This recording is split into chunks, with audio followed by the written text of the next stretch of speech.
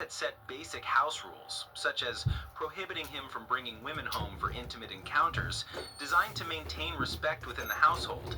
But Elijah repeatedly disregarded these rules, treating his mother's home like a hotel where he could do whatever he pleased without consequences.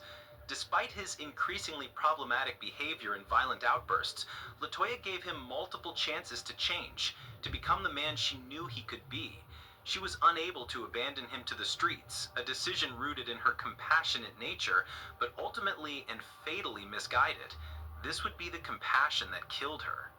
On September 17, 2021, Latoya returned home from a trip, probably looking forward to peace before the domestic violence awareness performance her band was scheduled to give the next day.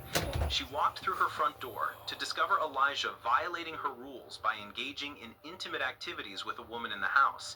She confronted him immediately, demanding that he pack his things and leave, finally drawing a line after years of tolerating his behavior. This was a mother who had reached her breaking point. The argument spilled into the driveway around 12:30 in the morning on September 18th, voices raised, emotions high. As Elijah loaded his belongings into his car, he made a decision that would destroy multiple lives. He pointed a gun through the passenger side window and fired a single shot into Latoya's chest at close range. Neighbors, jolted awake by the unmistakable crack of gunfire, immediately called 911, their hands probably shaking as they dialed, their hearts pounding as they tried to explain what they had heard. Deputies from the Spotsylvania County Sheriff's Office arrived within minutes to find Latoya critically wounded in the driveway of her Pond d'Oeil drive home, blood pooling beneath her body, her life slipping away with every passing second. Despite immediate CPR from first responders and rapid transport to a hospital where doctors fought desperately to save her life, she was pronounced dead from the catastrophic upper body gunshot wound that had torn through vital organs and blood vessels. Woman who was known for her dasher, there's known for her powerful singing voice, was shot and killed early Saturday morning. Police say her son pulled the trigger. Northern Virginia Bureau reporter Drew Wilder has more on the murder of Latoya Acree. And that's the case that happened here as related to Latoya Acree and her son. This boy was running wild. She could not control him. Elijah didn't stay at the scene, nor he call for help or render aid to the mother who had given him life.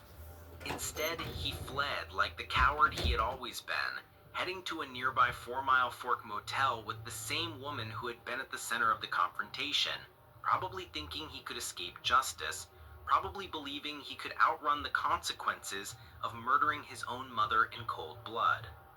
But authorities tracked him to that motel, surrounded the building, and arrested him without incident.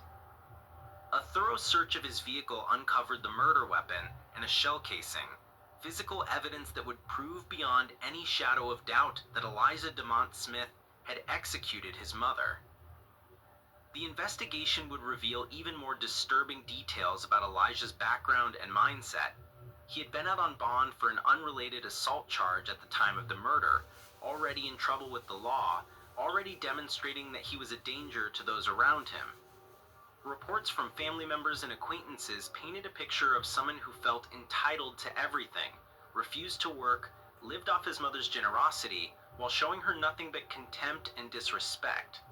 He had a documented history of violence within the family, including the assault on his brother, that should have been a massive red flag about his capacity for harm. The irony of the timing made the tragedy even more painful to process. True Soul, Latoya's band, had been preparing for a performance specifically designed to raise awareness about domestic violence, scheduled for the day after her murder. She was supposed to be on that stage, using her powerful voice to advocate for victims, to shine a light on the epidemic of family violence, to be a beacon of hope for those trapped in dangerous situations. Instead, she became another statistic, another victim and name added to the countless women killed by family members in domestic disputes that escalate beyond the point of return.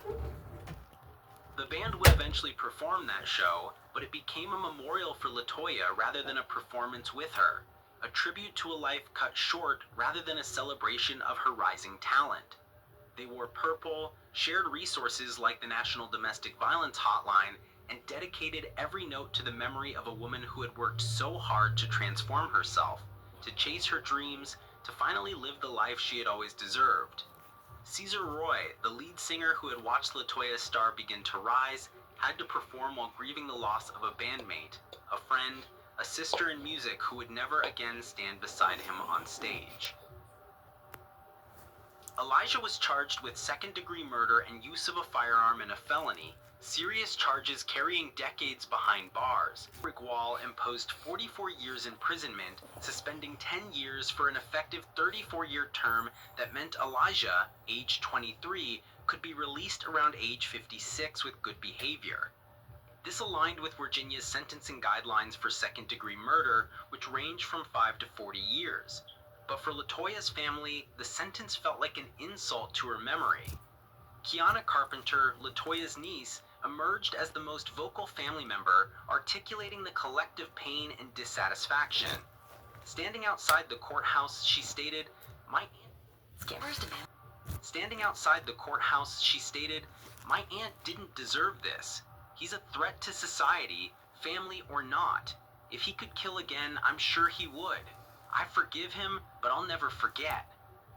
But Kiana's sentiments intensified in a social media post following the sentencing, capturing widespread attention in true crime communities.